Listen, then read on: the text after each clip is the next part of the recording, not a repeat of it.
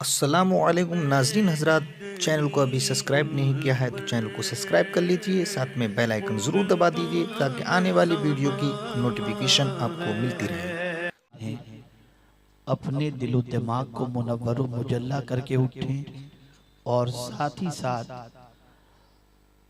अपने फिक्र ख्यालात को पॉजिटिव, कंस्ट्रक्टिव और रसूल आज़म सल्लल्लाहु अलैहि वसल्लम की तालीमात के मुताबिक पाकीज़ा बनाने की कोशिश करें।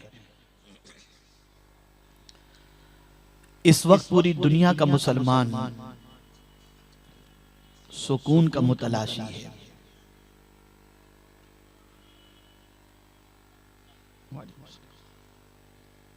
दुनिया में कहीं भी बसने वाला मुसलमान इस वक्त ऐसा नहीं कि इज़्तिराब की वादियों से न गुजरता हो। जहां कहीं भी मुसलमान है बेचैन है, जहां कहीं भी मुसलमान है बेकरार है। बल्कि अगर ये कहूं तो गलत न होगा कि आलमी सतह पर इंसानियत सिसक रही है और पूरी दुनिया के इंसान बेचैनी और बेकरारी के शिकार नजर आ रहे हैं। ये बेचैनी और बेकरारी क्यों? सरमाया है फिर भी बेचैनी, इख्तिदार है फिर भी बेचैनी, औलाद है फिर भी बेचैनी, मैरिड लाइफ है तब भी बेचैनी, बहुत कुछ होने के बाद भी बेचैनी, और किसी के पास कुछ भी नहीं है फिर भी बेचैनी। सवाल ये पैदा होता है कि इस बेचैनी का सबब क्या है? अगर कोई ये तसव्वुर करता हो कि गुर्बत बेचैनी की वजह है, तो तारीख बताती है कि सहाबा के पास रहने के लिए अपना मकान भी नहीं था, लेकिन उनकी पेशानी से सुकून की लकीरें नुमाया नजर आती थी।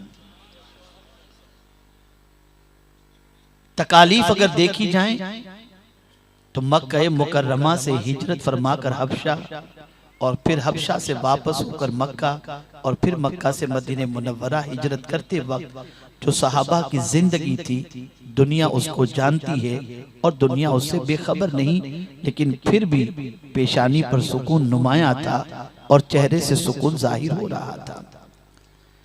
गुर्बत की पोजीशन ऐसी थी कि आज दुनिया के अंदर कोई मुसलमान या कोई मुस्लिम इलाका ऐसा नहीं मिलेगा जहां वैसी गुर्बत पाई जाए जो उस जमाने में थी। आप जरा सोचो, कौन नहीं जानता ग़ज़वा उहद के मौके पर जब सहाबाए किराम अलैहिमुर रिदवान शहीद हुए, उस मौके पर शहीद को कफन देने के लिए कपड़ा तक नहीं था।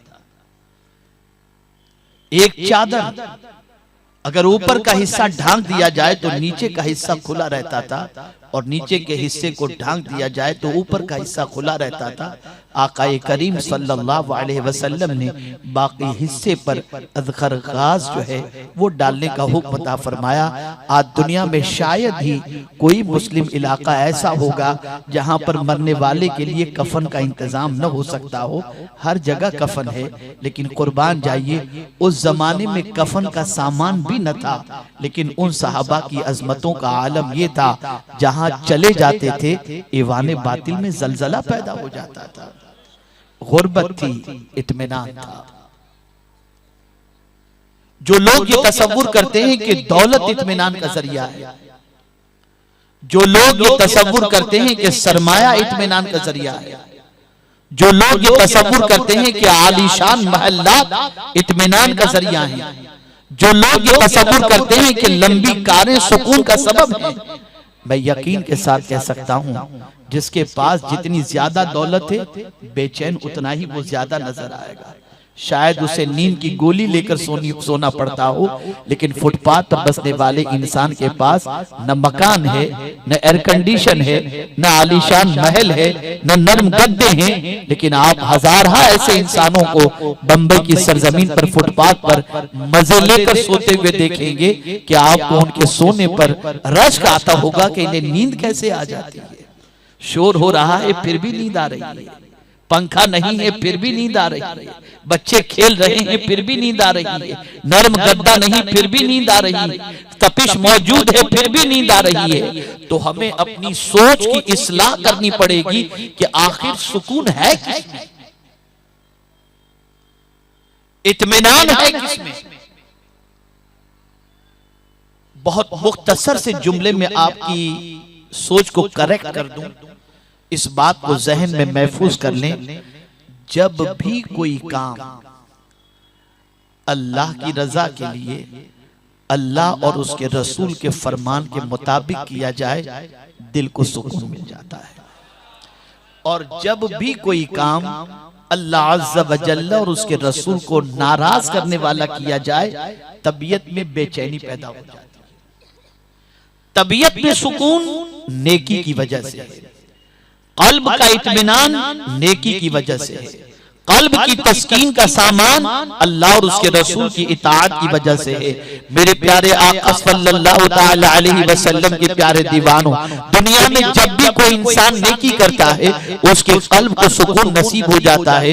जब भी कोई इंसान अल्लाह की इताअत करता है उसके कल्ब को सुकून नसीब हो जाता है। आज अगर किसी मुसलमान के पास बेकरारी मौजूद है, बेचैनी मौजूद है, परेशानियां मौजूद है, और अगर वो मुसलमान अपनी बेचैनी का इलाज, अपनी बेकरारी का इलाज, अपनी परेशानी का इलाज गुनाहों में तलाश करने की कोशिश करे, उसकी परेशानी बढ़ जाएगी, कम नहीं हो सकती। लेकिन अगर परेशानियों का इलाज अल्लाह की फरमाबरदारी में करे, रसूल की इताअत में करे, नेकियों में करे, मौला उसकी परेशानियों को दूर भी फरमा देगा और उसके दिल को सुकून से माला माल भी फरमा देगा। आयत करीमा की तिलावत का मैंने शर्फ हासिल किया, जिसमें मेरे करीम ने फरमाया हर नफ्स को मौत का जायका चखना है। फिर उस करीम ने फरमाया तुम्हें आजमाया जाएगा, शर से भी आजमाया जाएगा और खैर से भी आजमाया जाएगा।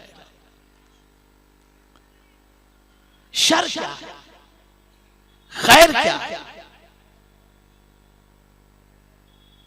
मौत का जिक्र मेरे करीम ने पहले फरमाया, आजमाइश का जिक्र बाद में फरमाया कि हम जरूर तुम्हें आजमाएंगे, शर से भी आजमाएंगे और खैर से भी आजमाएंगे। ये शर और खैर क्या है? शर से मुराद और खैर से मुराद, शर से मुराद है तंगदस्ती और बीमारी, खैर से मुराद है सेहत व तवानाई और खुशहाली। पता ये चला कि जब बीमारी आती है तो ये कुदरत की तरफ से एक आजमाइश होती है, जब तंगदस्ती आती है तो ये भी कुदरत की तरफ से एक आजमाइश होती है, और जब दौलत मिलती है तो ये भी कुदरत की तरफ से एक आजमाइश है, और जब सेहत मिले तो ये भी कुदरत की तरफ से एक आजमाइश है। पता ये चला कि हम आजमाइश की जिंदगी गुजार रहे हैं, इम्तिहान की जिंदगी गुजार रहे हैं।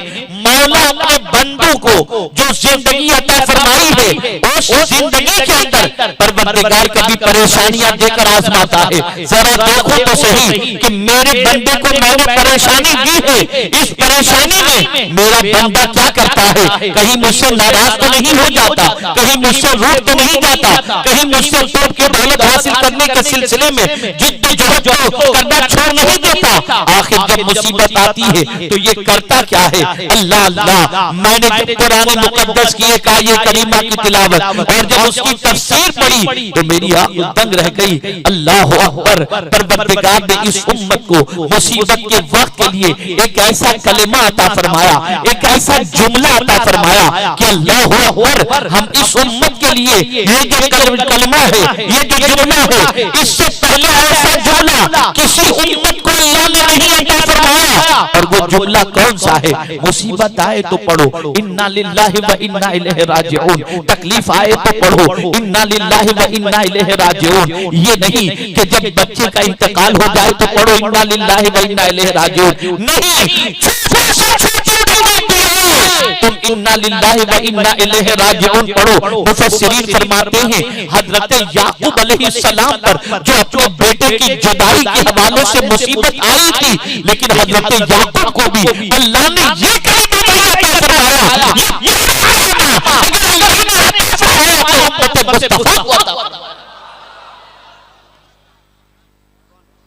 ये बड़ा अजीम कलेमा है, इन्ना लिल्लाह, बेशक हम अल्लाह के लिए। बंदा भूल जाता है कि मतलब क्या है, बंदा फरामोश हो जाता है कि इसका मानी क्या है। हम अल्लाह के लिए, अल्लाह अकबर। हमारा जीना भी अल्लाह के लिए, हमारा मरना भी अल्लाह के लिए, हमारी नमाज भी अल्लाह के लिए, हमारी कुर्बानी भी अल्लाह के लिए, हमारी जिंदगी का उठने वाला हर कदम अल्लाह के लिए होना चाहिए। इसलिए कि एक न एक दिन तो उसी की तरफ चलकर जाना है। तो याद रखो, मुसीबत आती है तो ये भी कुदरत की तरफ से एक इम्तिहान है कि हम मुसीबत में करते क्या है, मुसीबत में हमारी सिचुएशन क्या होती है। मैं अगर बुखारी शरीफ की एक हदीस आपके सामने रखूं तो आपकी अक्ल दंग रह जाएगी। बुखारी शरीफ की हदीस है, अल्लाह जब किसी बंदे से भलाई का इरादा फरमाता है तो उसको मुसीबत में गिरफ्तार फरमाता है। और आप जानते हैं बहुत सारे दर्जात और बहुत सारे जो इंसान इबादत से हासिल नहीं कर सकता वो मुसीबत पर सब्र करके हासिल कर लेता है। ये मेरे रब का फरमान है, वमा युलक्काहा इल्ला लल्लज़ीना सबरू वमा युलक्काहा इल्ला ज़ू हज़्ज़िन अज़ीम। बहुत सारे लोग बुलंद मकाम तक या अपनी किस्मत से पहुंच जाते हैं या सब्र की वजह से पहुंच जाते हैं। तो मुसीबतें आती हैं, बंदा सब्र करता है। मुसीबतें आती है, बंदा वावेला नहीं मचाता। मुसीबतें आती है, इंसान गलत दहलीज पर कदम नहीं रखता। मैं बड़ी नादानी के साथ करता हूँ। मुझसे पेशतर मुफ्ती साहब किबला आपको फरमा रहे थे, ड्रग्स के हवाले से, मंशियात के हवाले से, नशे के हवाले से आज की सिचुएशन ये है जहाँ गुर्बत आई, इंसान ने नाजायज रास्ते अपनाने शुरू कर दिए। जहाँ इफ्लास आया, इंसान ने शराब और जुए के कारोबार शुरू कर दिए। जहाँ परेशानी आई, इंसान ने बुराइयों की दहलीज पर कदम रखना शुरू कर दिया। गुर्बत और इफ्लास की वजह से कहीं आबरू दोस्ती भी दिखाई देती है, कहीं पिक्चरों में काम करती दिखाई देती है, कहीं डांस करती हुई दिखाई देती है, कहीं दिखाई देती है।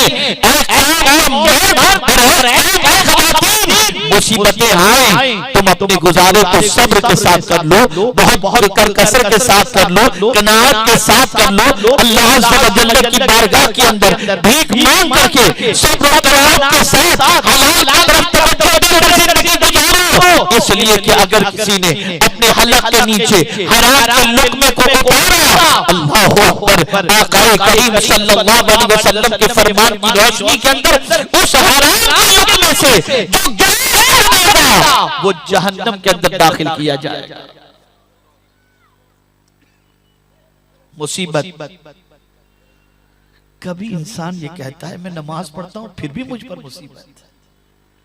ये देखिए शराब का धंधा करता है, उसे कोई बीमारी नहीं है।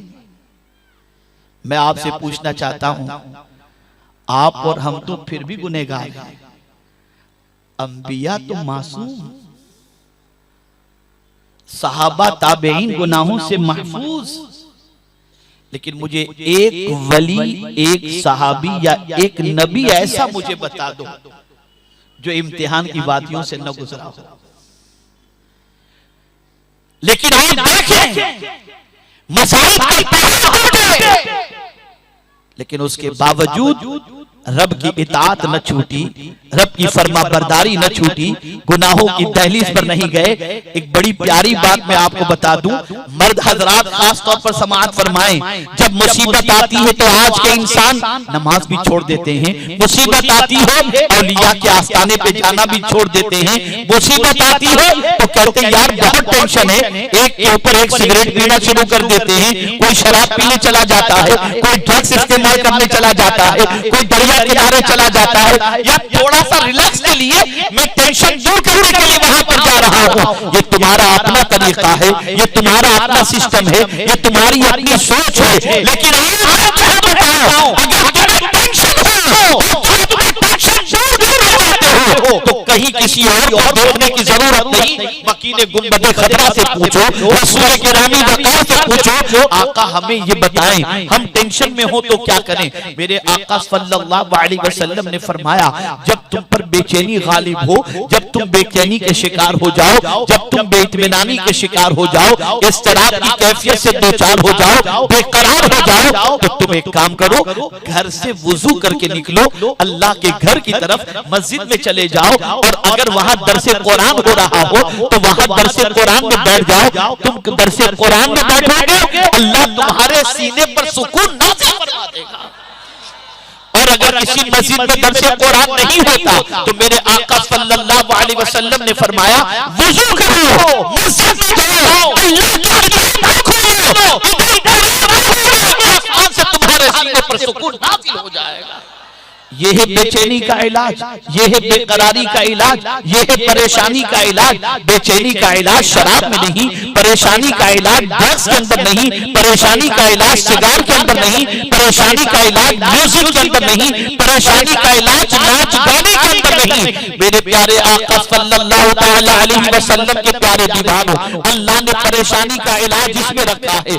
अफसोस, 1000 अफसोस, जब इंसान पर मुसीबत आती है, तवज्जो चाहोगे, मुसीबत आती है तो बंदे अपने गुनाहों की तरफ तवज्जो देने की बजाय ये कहता हुआ नजर आता है, कोई और घर मुसीबत के लिए नहीं मिला था, मेरा ही घर मिला था। बंदे ये शिकायत करने से पहले जरा अपने आमाल का जायजा तो लेता, अपने आमाल का एहतसाब तो करता, अपने किरदार के बारे में गौर तो करता। अल्लाह अकबर, जब गौर करता है इंसान तो तौबा का ख्याल पैदा होता है, जब गौर करता है इंसान तो अल्लाह की बारगाह में मग़फ़िरत का ख्याल आता है। और सुन लो मेरे प्यारे आका सल्लल्लाहु तआला अलैहि वसल्लम के प्यारे दीवानों, ये बात अच्छी तरीके से ज़हन में महफूज कर लें। आज तौबा करते हुए लोग दिखाई नहीं देते। आज तो आलम ये है कि इंसान जो है अरफात के मैदान में हो, वहां थोड़ी सी तौबा कर ली और फिर मांगना शुरू। अल्लाह अज़्ज़ व जल्ल के प्यारे हबीब के दरबार में गए तो वहां पहुंचने के बाद भी इंसान अपने लिए मांगना शुरू। आमतौर पर इंसान दुआ के लिए हाथ उठाता है तो वहां पर भी क्या दुआ करता है, ए अल्लाह ये दे दे, ये दे दे, ये दे दे। औलिया किराम के आस्थाने पर जाता है, ए अल्लाह के वली बारगाह समदीयत में मेरे लिए इस चीज की दुआ फरमा दो, और अल्लाह की बारगाह में इल्तिजा करता है, मौला तेरे इस मकबूल बंदे के सदके में मेरी झोली को भर दे, मेरे दामन को भर दे। ए रसूल आज़म सल्लल्लाहु अलैहि वसल्लम के प्यारे दीवानों, इंसान को चाहिए कि हम वक्त अपने गुनाहों पर नजर रखे, इंसान को चाहिए हम वक्त अपनी बुराई पर नजर रखे, इंसान को चाहिए कि रात सोने से पहले अपने दिन भर के कामों का हिसाब लगाए कि उसने दिन में कितने गुनाह किए और कितनी नेकियां की। अपना हिसाब इससे पहले कि मौला तुम्हारा हिसाब।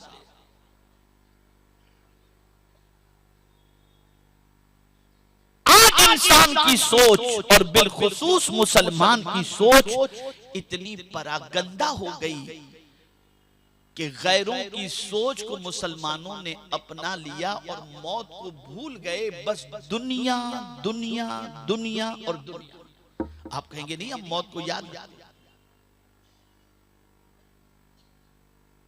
आप में से हो सकता है लोग कहें मौत को याद रखते हैं, तो मैं यहां पर अल्लामा कुर्तबी रहमतुल्लाह ताला अलैह जो तज़किरा फरमाया है मौत को याद करने वाले के हवाले से, बड़ी प्यारी बात फरमाई। इरशाद फरमाते हैं मौत को कसरत से याद करो, और अगर कोई मौत को कसरत से याद करता है तो अल्लाह रब्बुल इज्जत जल्ल जलालहू 3 चीजों से उसकी तकरीम फरमाता है। गौर से सुनिएगा, जो अपनी मौत को ज्यादा से ज्यादा याद करता है, मसलन कुछ भी करता हो तो ये ख्याल करे कि हो सकता है मुझे इस हाल में मौत वाक़ई हो जाए। जब ये तसव्वुर दिल-दिमाग के अंदर बैठ जाए और हर काम से पहले ये ख्याल आ जाए हो सकता है मुझे इस हाल के अंदर मौत वाक़ई हो जाए, और बंदा कसरत से मौत को याद करता है, तो 3 चीजों के जरिए अल्लाह उसे इज्जत अता करता है। 3 चीजें। पहली चीज ताजील तौबा, उसको तौबा में जल्दी करने की अल्लाह तौफीक अता फरमा देता है। तौबा में जल्दी, अब वो बंदा तौबा करेगा, गिड़गिड़ाएगा अपने रब की बारगाह के अंदर, इस्तिग़फ़ार करेगा अपने रब की बारगाह के अंदर, इल्तिजाएं करेगा अपने रब की बारगाह के अंदर। मेरे प्यारे आका सल्लल्लाहु अलैहि वसल्लम के प्यारे दीवानों, हम सब अपनी जिंदगी का जायजा लें और आज तक की उम्र का एहतसाब करें। हम में कौन है जिसके दामन पर गुनाहों के धब्बे न लगे हों? हम सब के दामन गुनाहों से आलूदा हैं। लेकिन सच बताओ, बड़ी रातों के अलावा, बड़े दिन के अलावा हम कब अल्लाह की बारगाह में तौबा करते हैं? जिंदगी पूरी गुनाहों में गुजर रही है, तौबा का ख्याल नहीं, तौबा की फिक्र नहीं, अल्लाह की बारगाह में इस्तिग़फ़ार की फिक्र नहीं। क्यों नहीं करते? इसलिए कि मौत को भूल चुके हैं, मौत को फरामोश कर चुके हैं। लेकिन मेरे प्यारे आका सल्लल्लाहु अलैहि वसल्लम के प्यारे दीवानों, वो कभी इंतजार नहीं करता कि बड़ा दिन आएगा तब मैं तौबा करूंगा, बड़ी रात आएगी तब मैं तौबा करूंगा, मुकद्दस महीना आएगा तब मैं तौबा करूंगा, मुकद्दस बारगाहों में जाऊंगा तब तौबा करूंगा। इसलिए कि उसके ज़हन में ये बात है कि हो सकता है मुझे अभी मौत वाक़ई हो जाए, हो सकता है मैं अपने घर पलट कर न पहुंच सकूं, हो सकता है कल की सुबह का सूरज में न देख सकूं। ऐ रसूल आज़म सल्लल्लाहु अलैहि वसल्लम के प्यारे दीवानों, आज सिचुएशन ये है कि इंसान गुनाह करने के बाद तौबा को भूल चुका है। इंसान के दामन गुनाहों से आलूदा होने के बावजूद वो तौबा की तरफ तवज्जो नहीं देता। मुझे ये बताओ, मेरे करीम ने तौबा से पहले किस तरीके से प्यारी बात फरमाई है? और जानते हैं आप, जब परवरदिगार जल्ल जलालहू ने अर्श को, लौह महफूज को जब परवरदिगार ने पैदा फरमाया, तो जानते हैं सबसे पहली तहरीर जो वहां पर लिखवाई गई वो कौन सी थी? सबक़त रहमती अला ग़ज़बी, मेरी रहमत मेरे ग़ज़ब पर गालिब है। अल्लाहु अकबर। यानी अगर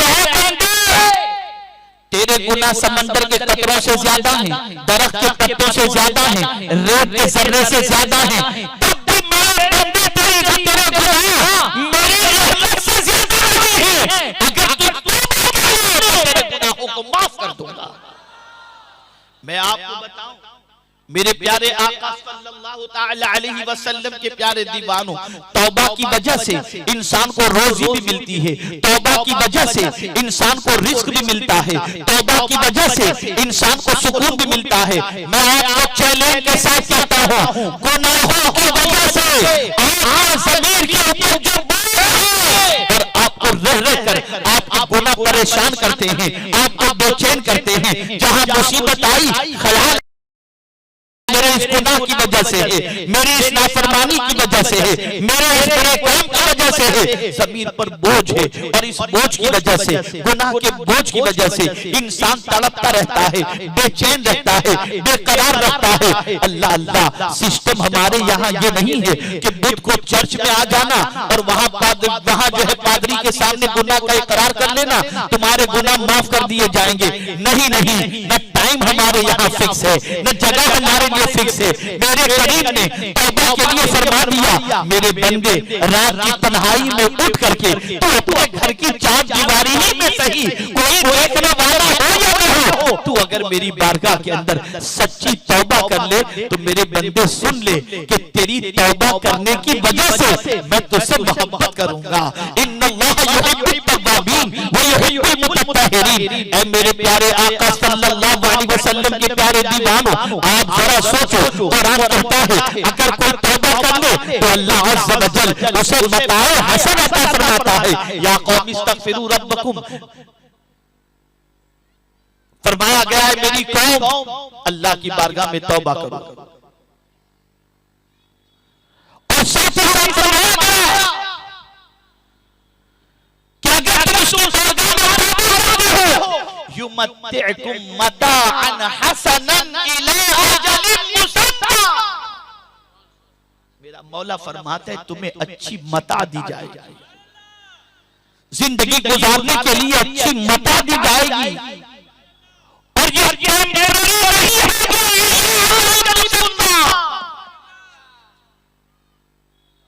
पता ये चला कि तौबा करने से अल्लाह खुश होता है, तौबा करने से अल्लाह राजी होता है।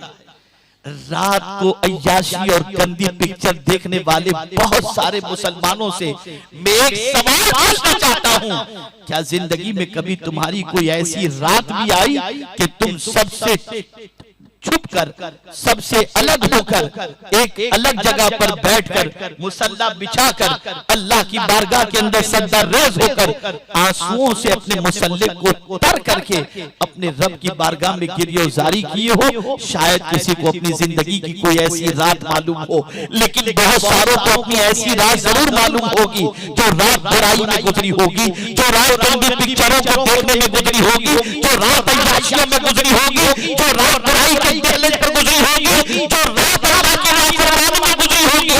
ऐसी लेकिन एक रात अपने रब के लिए उठकर, अपने रब को राजी करने के लिए, अपने रब को मनाने के लिए, अपने रब को खुश करने के लिए, उसको मनाने के लिए सजदा रेज़ होकर आंसू बहाने वाली कोई रात शायद ही नजर आती हो, या शायद ही याद आती हो। ए मेरे प्यारे आका सल्लल्लाहु अलैहि वसल्लम के प्यारे दीवानों, जानते हैं आप, जब कोई कसरत से मौत को याद करता है तो वो तौबा में टाल मटोल नहीं करता, वो ये नहीं सोचता मैं कल तौबा कर लूंगा, बड़ी रात में तौबा कर लूंगा। वो जिस जगह होता है, जहां होता है, अल्लाह की बारगाह में तौबा करना शुरू कर देता है, मग़फ़िरत की भीख मांगना शुरू कर देता है। मुझे इस वक्त हज़रत अब्दुल्लाह इब्न मुबारक रज़ियल्लाहु मौला तबारक व तआला का वाक़या याद आ रहा है। अल्लाहु अकबर। कौन हज़रत अब्दुल्लाह इब्न मुबारक? जानते हैं आप? अल्लाहु अकबर। उनकी शान ये है कि इमाम आज़म फरमाते हैं, कल बरोज़ क़यामत अगर मेरे करीम ने पूछा नौमान क्या लाया है, तो अब्दुल्लाह इब्न मुबारक को पेश कर दूंगा। ये थे अब्दुल्लाह इब्न मुबारक। उन फवाने शबाब के अंदर रसूल इल्म के लिए मसरूफ होने से पहले, हदीस के फन को सीखने से पहले अब्दुल्लाह इब्न मुबारक की पोजीशन ये थी, एक लड़की की मोहब्बत में गिरफ्तार थे, लड़की ने अपने मकान के पास बुलाया, इशा के बाद अब्दुल्लाह इब्न मुबारक उस लड़की के मकान के पास पहुंचे, और लेकिन सुबह तक इंतजार करते रहे। लड़की ने जलवा न दिखाया और पूरी रात खड़े रह करके आपने गुजार दी। फज्र की अज़ान की आवाज अब्दुल्लाह इब्न मुबारक के कानों से टकराई। अब्दुल्लाह इब्न मुबारक का ज़मीर बेदार हो गया और खुद से कहने लगे, ए अब्दुल्ला, ताज्जुब की बात है, एक जो है मोहब्बत के अंदर ऐसी मोहब्बत जो सिफली मोहब्बत है, हकीकी मोहब्बत भी नहीं है, एक लड़की की मोहब्बत में तूने खड़े रह करके पूरी रात गुजार दी। अगर तू पूरी रात खुदा की इबादत में खड़े रहकर गुजार देता तो तेरा मकाम कितना अरफो आला हो जाता। अब्दुल्लाह इब्न मुबारक के ज़मीर को अल्लाह ने बेदार कर दिया, निकले, तौबा कर लिए, आंसुओं के कतरात आपकी आंखों से जारी हो गए और कहने लगे, अब कभी उस तरफ में कदम नहीं बढ़ाऊंगा, अब तो मेरा कदम उठेगा तो रब की तरफ उठेगा, उसकी इताअत की तरफ उठेगा। ऐ मेरे करीम, रात में मेरी गलती को मुझे माफ फरमा दे, अब आइंदा कभी ऐसा नहीं करूंगा। उसके बाद हुसूल इल्म के लिए निकलते हैं। अल्लाह अकबर। हुसूल इल्म के लिए निकले, घर से सामान लेकर निकल पड़े। अल्लाह अल्लाह, रास्ते में जा रहे हैं, धूप अभी, सूरज अभी शबाब की तरफ बढ़ रहा है। अल्लाह अकबर। जब सूरज पूरे शबाब की तरफ आया, एक बुजुर्ग निकले, जानते हैं आप, दोनों साथ हो गए और ज़वाल तक जब सूरज पहुंच गया तो एक अब्र, एक बादल दोनों के सर पर साया फगन हो गया। अब दोनों चल रहे हैं। हजरत अब्दुल्लाह इब्न मुबारक समझ रहे हैं कि ये अब्र जो है, ये बादल जो है, ये इस बुजुर्ग की वजह से अल्लाह ने मेरे सर पर तान दिया है। और वो बुजुर्ग ये समझते हैं कि शायद मेरी कोई नेकी होगी जिसकी वजह से अल्लाह ने सूरज की गर्मी से मुझे बचाने के लिए बादल के टुकड़े को भेज दिया। अल्लाह अकबर। दोनों चल रहे हैं, गुफ्तगू जारी है। ऐसे में एक मोड़ आता है। एक तरफ हजरत अब्दुल्लाह इब्न मुबारक को जाना था, दूसरी तरफ बुजुर्ग को जाना था। बुजुर्ग जब जब जाने लगे तो अल्लाह अकबर, वो बादल का टुकड़ा बुजुर्ग के साथ जाने की बजाय अब्दुल्ला इब्ने मुबारक के साथ जा रहा था। अल्लाह अकबर, बुजुर्ग हैरत में पड़ गए और हैरत इस्तेजाब के आलम के अंदर हजरत अब्दुल्ला इब्ने मुबारक की तरफ बढ़े। ऐ नौजवान, जरा सच सच बता, तू कौन सी नेकी कर रहा है जिसकी वजह से आज अल्लाह ने तुझे सूरज की गर्मी से बचाने के लिए बादल को तेरे सर पर डाल दिया और बादल तेरे सर पर जो है मौजूद है, सूरज की गर्मी से बचाने का काम अंजाम देता है। अब्दुल्ला इब्ने मुबारक सुनने के बाद अपनी आंखों से उनकी आंखों से आंसू जारी हो गए और रोते हुए कहते हैं, ए अल्लाह के बंदे, अब्दुल्ला इब्ने मुबारक के दामन में कोई नेकी नहीं, रात उसने गुनाह में गुजार दी, लेकिन सुबह उसने सच्ची तौबा कर ली तो मौला को ये तौबा इतनी पसंद आ गई कि मेरे मौला ने सूरज की गर्मी से बचाने के लिए मेरे सर पर बादल का टुकड़ा डाल दिया। आप जिस करीम ने आज सूरज की गर्मी से मुझे बचा लिया, वो कल जहन्नम की आग से भी मुझे बचा लेगा। ऐ रसूल आज़म के दीवानो, जरा तौबा करके तो देखो, मौला अपनी दामन रहमत में कैसी जगह अता फरमाता है। जरा सच्चे दिल से उसके तरफ बढ़ करके तो देखो, वो किस तरीके से रहमत की चादर में ढांक लेता है। अफसोस और हजार अफसोस, मैं मुसलमान भूल गया, सिलसिले में गौर नहीं करता। जानते हैं, जब इंसान मौत को रहमत से याद करता है तो तौबा में जल्दी करता है, तौबा में ताखीर नहीं करता। सुन लो, मेरे आका ने फरमाया, तूबा लिमन वुजिद फी सहीफतिही इस्तिगफारन कसीरा। आका ने मुबारक बात पेश फरमाई, इरशाद फरमाते हैं, खुशखबरी हो, मुबारक हो उस जिसके नामे आमाल के अंदर इस्तिगफार की कसरत हो, उसके लिए खुशखबरी। बेचैनी का इलाज तौबा। आप रो कर देखो खुदा की बारगाह के अंदर, ज़मीर का बोझ हल्का हो जाएगा, तबीयत को सुकून नसीब हो जाएगा, बेकरारी दूर हो जाएगी, बेइत्मीनानी दूर हो जाएगी। किसी इंसान के पास जाकर के अगर कोई रोता है तो दुनिया उसके तरह से रोने की भीख नहीं मांगती। अगर कोई इंसान किसी सेठ के दरवाजे पर जाकर ये कहे कि मुझे कुछ दे दो, उसे देकर आदमी कहता है, अल्लाह ऐसी हालत से मुझे बचाना। लेकिन किसी बंदे खुदा को सरकार की सुनहरी जालियों के सामने या काबे के सामने या मस्जिद में या किसी वली के आस्थाने पर हाथ उठाकर रोते हुए दुआ करते देखता है तो कहता है, ए अल्लाह इसके जैसी तौफीक मुझे भी अता कर देना। अल्लाह की बारगाह में रोगे इज्जत मिलेगी, हुजूर की बारगाह में रोगे इज्जत मिलेगी। जमीन के बोझ को हल्का करना है, गुनाहों को याद करो, आंसू बहाओ। तो फरमाया गया, कसरत से जो मौत को याद करता है उसे 3 चीजों से इज्जत दी जाती है। पहली चीज ताजील तौबा, दूसरी चीज कनाअत नफ्स, यानी उसके अंदर अल्लाह अज़्ज़ व जल्ल सब्र का मादा, शुक्र का मादा पैदा कर दे तो कनाअत करता है, जो मिला मौला तेरा शुक्र, तेरा शुक्र। और इस सिलसिले में एक हदीस आपके सामने पेश करता हूं। आजकल की पोजीशन ये है कि हल मिल मजीद, 200 मिल गए तो बोले यार 2000 मिल जाते। किराए के मकान में थे तो सोचते थे एक छोटा ही मकान खुद का मिल जाए तो बहुत अच्छा। अब ये छोटा मिल गया तो बोले बड़ा फ्लैट मिल जाता तो बहुत अच्छा। बड़े फ्लैट में पहुंचे तो बंगला मिल जाता तो बहुत अच्छा। बंगला मिल गया तो किसी पोश एरिया में मिल जाता तो बहुत अच्छा। ख्वाहिश बढ़ती जाती, ख्वाहिश बढ़ती जाती। ये इंसान की सिचुएशन है। लेकिन जो मौत को कसरत से याद करता है उसकी पोजीशन क्या होती है? जो कुछ मौला ने दिया, मौला तेरा शुक्र है। कनाअत नफ्स, यहां पर हदीस याद रखो, सोच लो, सरकार सल्लल्लाहु अलैहि वसल्लम की फिक्र को कबूल करो। आका तशरीफ ले जा रहे थे, निदा आती है या फरिश्ता आकर कहता है, सरकार अगर आप चाहें तो ये दाएं जानिब का पहाड़ आपके लिए सोना बनकर, सोने का पहाड़ बनकर चले, और बाएं जानिब का पहाड़ आपके साथ चांदी का पहाड़ बनकर चले। तो हुजूर ने क्या फरमाया? एक पूरी लाइफ स्टाइल हुजूर ने अता फरमा दी।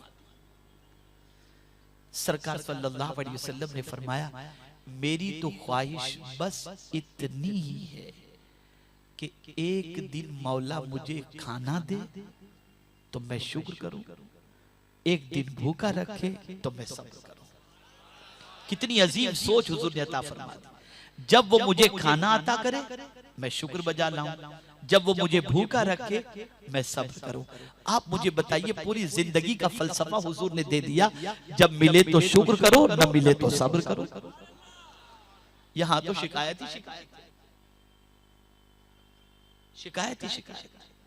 इस फलसफे को अपनाओ। ये कब होता है? ये उस वक्त होता है जब इंसान मौत को कसरत से याद करे। और तीसरी चीज, कसरत मौत की वजह से, कसरत जिक्र मौत की वजह से, याद मौत की वजह से मेरे प्यारे आका सल्लल्लाहु ताला अलैहि वसल्लम के प्यारे दीवानों, इबादत में चुस्ती पैदा हो जाती है। तीसरी नेमत जो मिलती है ना, वो इबादत में चुस्ती पैदा हो जाती है, सुस्ती नहीं। जो मौत को कसरत से याद करता है ना, उसको तीन चीजें मिलती हैं। तौबा में जल्दी, जो कुछ है उसके ऊपर कनाअत और सब्र, और तीसरी चीज इबादत का शौक, इबादत में चुस्ती पैदा हो जाती है। इसलिए कि वो जानता है कि इस दुनिया से जाने के बाद डॉलर, पाउंड, रियाल, रुपया कुछ भी काम नहीं आएगा, बल्कि इन शॉर्ट अगर मैं कहूं तो सुन लो,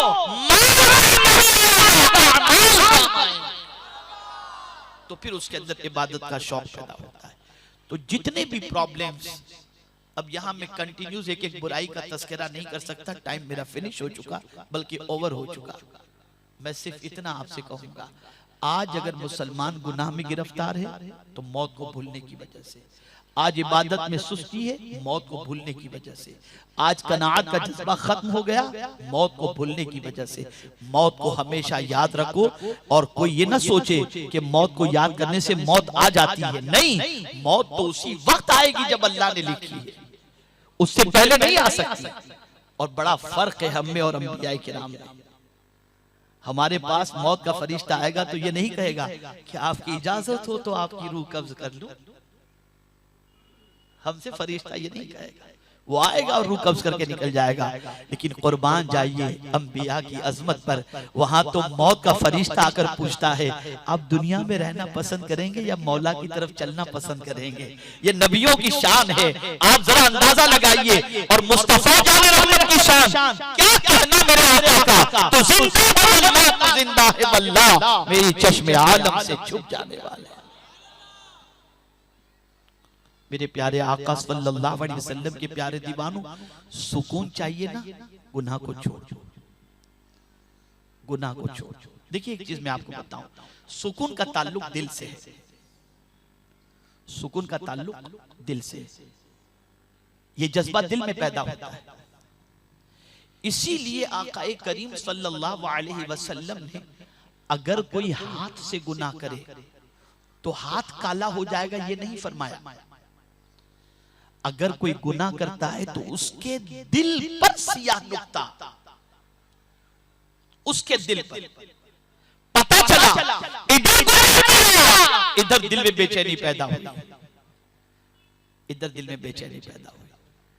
और जैसे उसने तौबा किया, मौला ने गुनाहों को मिटा दिया, मौला ने गुनाहों को मिटा दिया, वो काला दाग निकल गया। जिंदगी रही तो मैं फिर कभी इस पर गुफ्तगू करूंगा कि अल्लाह अज़्ज़ व जल्ल ने हमारे अमाल पर कितने विटनेस रखे हैं, कितने गवाह हैं, हमारे हर अमल पर कितने गवाह हैं।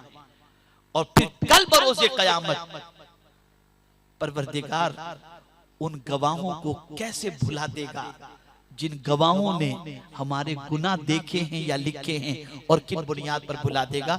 जिंदगी रही तो फिर कभी मैं इसके सिलसिले में अर्ज करूंगा।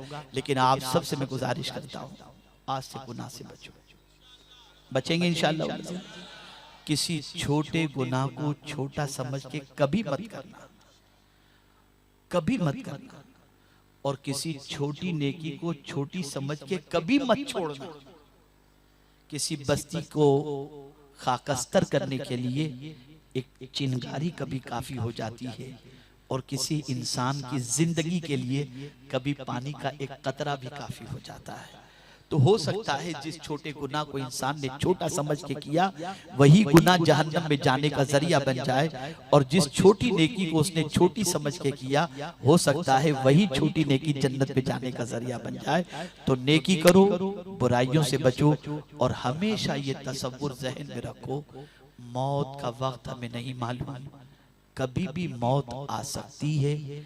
इसलिए हम कोई भी काम करें तो ये सोचें कि हो सकता है इसी हाल में हमें मौत वाक़ई हो जाए।